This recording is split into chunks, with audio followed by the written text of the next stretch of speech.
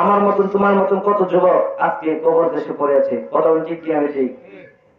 এক সেকেন্ডের কোন ভরসা নাই আমি আপনি জানি এই দুনিয়ার জমিনে বাঁচবো, এই দুনিয়ার জমিন থেকে জানি আমরা চলে যাব, সকল জানা আসেনি। এই জন্য আমার যুবক ভাইরা সকলকে আমি বলি, আমি ছোট মানুষ, সকলে আল্লাহ এবং আল্লাহ রসুলের প্রেম মহব্বত নিয়ে আজকের এই জান্নাত বাগান মাহফিলে বসে যান। আমার যুবক ভাইরা আমি একটা হাদিস বলবো। عن عبد الله بن عمر قال قال رسول الله صلى الله تعالى عليه وسلم كتب الله مقادير الخلائق قبل أن يخلق المسومة والأرض ب50 امرأة القيم الواحد। এই হাদিসটা আছে মিশকাত শরীফ এবং মুসলিম শরীফের মধ্যে এই হাদিসটা আছে। সকলকে আমি বলি, আমরা রিজিক করতে করতে আমরা কামের জন্য টাকার জন্য আমরা নামাজ ছেড়ে দেই, রোজা ছেড়ে দেই, মা বাবার মহব্বত ছেড়ে দেই, ওলি আল্লাহর মহব্বত ছেড়ে দেই। এই টাকার জন্য আমরা দুনিয়ার জমিনে গুনার পিছে থাকি। আমার আল্লাহ যখন আমাদেরকে বানাইবার, আসমান এবং জমিন বানাইবার 50,000 বছর আগে আমার আল্লাহ আমাদের তকদির রেখে দিয়েছেন। চিৎকার মেরে বলবেন না আল্লাহু আকবার। আরেকটা হাদিস বলছি, আন عمر بن صامت قال قال رسول الله صلى الله عليه وسلم إن أول ما خلق الله القلم فقال له اكتب القلم اكتب قال اكتب القدر فاكتب ما كان وما هو كائن إلى الأرض। আল্লাহ যখন আমাদেরকে বানাইছেন, আল্লাহ কলমকে ডাক দিয়ে বলে, হে আমার কলম তুমি লেখো। কলম ডাক দিয়ে বলে, ইয়া দয়ার আল্লাহ মায়ের আল্লাহ আমি কি লিখবো? তখন আল্লাহ ডাক দিয়ে বলে, হে আমার কলম তুমি লেখো আমার বান্দা বান্দীদের তকদির লেখো, রিজিক লেখো। অথচই আমাদেরকে আল্লাহ এই দুনিয়ার জমিনে পাঠাইবার আগে আমাদের আল্লাহ আমাদের রিজিক রেখে দিয়েছেন। চিৎকার দেখে বলবেন না আল্লাহু আকবার।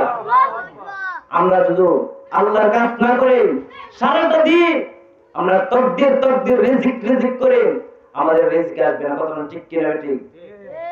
কারণ আমার আল্লাহ যখন আসমান এবং জমিন বানাইছে এর 50,000 বছর আগে আমার আল্লাহ রিজিক রেখে দিয়েছেন। এবং দুনিয়ার জমিনে যখন আমাদেরকে প্রেরণ করবার আগে আল্লাহ যখন কলমকে বানাইছে, আল্লাহ বলতেছে এ কলম তুমি লেখো।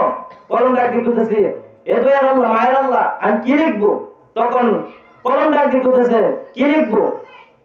তারপরে আল্লাহ ডাক দিয়ে বলতেছে কলম তুমি লেখো আমার বান্দা বান্দীদের তকদির লেখো, তকদির। চিৎকার দেখে বলবেন আল্লাহু আকবার। আরে ভাই তুমি ঘুরে দেখো, নামাজের পিছনে ঘুরে দেখো তোমার তকদির আসে কি নাই। তুমি রোজার পিছনে ঘুরে দেখো, রোজা রেখে দেখো, আল্লাহর কাছে যাইয়া দেখো আল্লাহ তোমাকে তকদির দেখিয়ে দেয় না। তুমি মা বাবার দোয়া নিয়ে চলো, আল্লাহ দেখো তোমাদেরকে তকদির দেয় নাকি দেয় না। তোমরা একবার ওলি আল্লাহর সহবতে দেখো, আল্লাহ তোমাদেরকে তকদির দেয় না।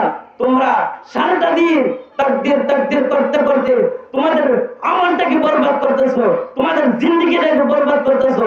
কবরের কথা একবার ভাবছো না, রিজিকের কথা একবার ভাবছো না, হাসর কিভাবে হবে, তোমার কবরের মাঝে কিভাবে তোমার সওয়াল দিবেন একটু কি একবার ভাবছো না? হে আমার যুবক ভাইরা, হে আমার মা বোনেরা, সকলকে আমি আজকের মাহফিল থেকে বলি, সময় থাকতে আল্লাহ এবং আল্লাহ রাসূলকে চেনেন।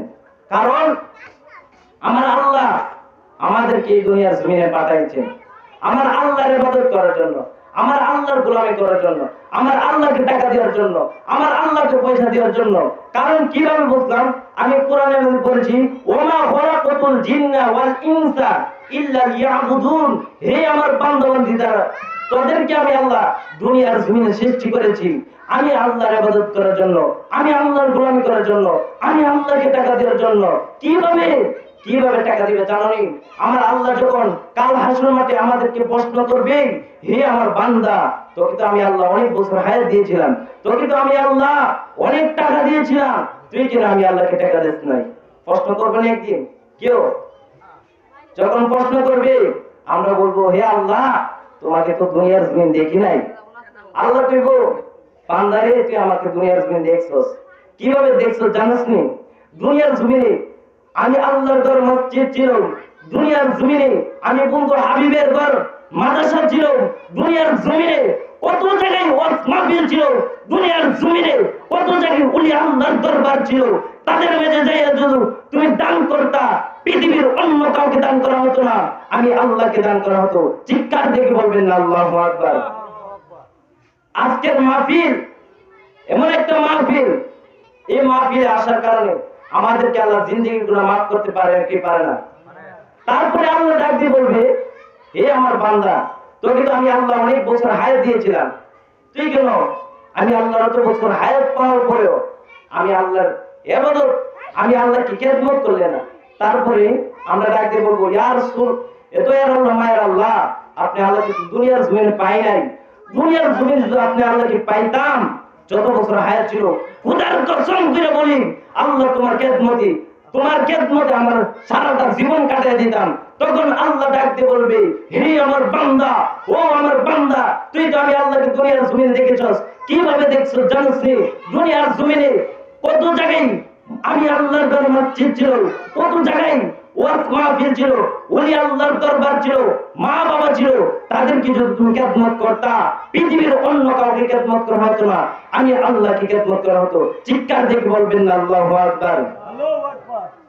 এই জন্য আমার যুবক ভাইরা, আমার জোরে কান্দার আমার যুবক ভাইরা, আমার আল্লাহ পাক রব্বুল আলামিন কোরআনে পাকের মধ্যে বলেছেন, আনাস ক্বালা রাসূলুল্লাহ সাল্লাল্লাহু তাআলা আলাইহি ওয়াসাল্লাম, আম্মা বা'দু ফাইন্না খায়রা হাদিসিন কিতাবুল্লাহি ওয়া খায়রুল হুদা মুহাম্মাদিন ওয়া শাররুল উমুরি মুহদাসাতুহা ওয়া কুল্লু বিদআতিন দালালাহ।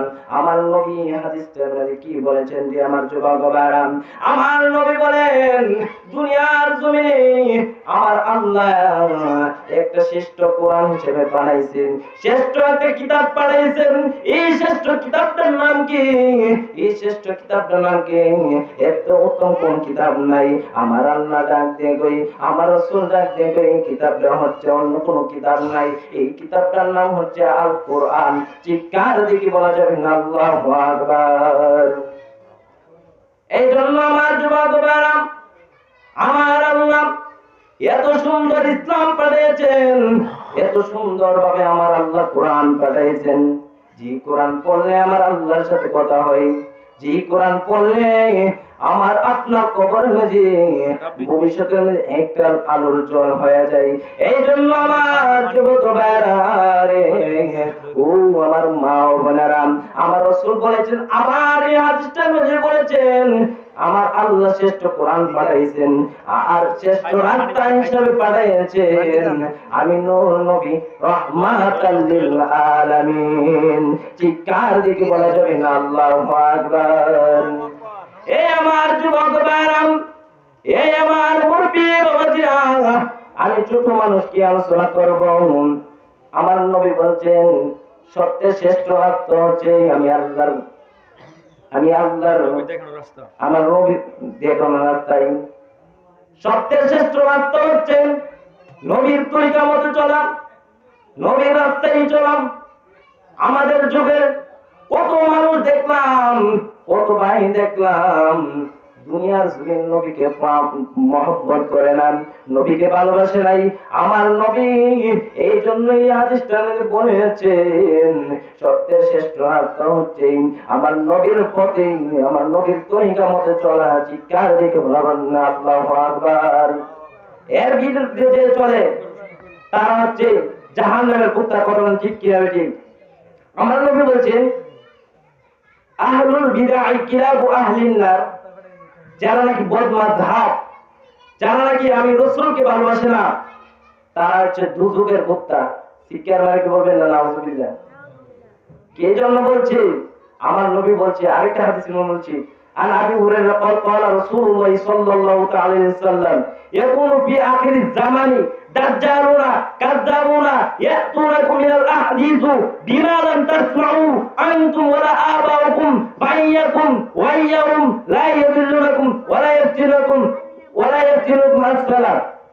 আমার নবী বলছেন, এমন একটা যুগ আসবে, মানুষ এরকম হাদিস বলবে, এরকম আলোচনা করবে, এই আলোচনা তোমার বাপ দাদা কেউ শুনে নাই, তোমার 14 গোষ্ঠীর কেউ চিনা নাই। আজকের যুগে দেখেন, একটু লক্ষ্য করে দেখেন, কত হাদিস বলতেছি, কত দলিল দিতেছে, কেমনে নাকি আমার নবীকে ছোট করবে, কত ঠিক কি আমি ঠিক। এই জন্য আমার নবী বলছেন, তাদের পিছু চলো না, তাদেরকে যখন তোমরা দেখবা তাদের সামনে থেকে তোমরা দূরে যাবা, কত ঠিক কি আমি ঠিক। আর আমার নবী আরেকটা হাদিস বলছেন, মান তামাসসাকা বিসুন্নতি ইনদা ফাসাদি উম্মতি বালাউ আজরি মিআতি শাহীদ। আমার নবী বলছেন, যখন ফিতনা ফাসাদের যুগ আসবে, যখন দুনিয়ার জমিনটা বড় মুশকিল হয়ে যাবে, সে জামানের শুধু আমি নবীর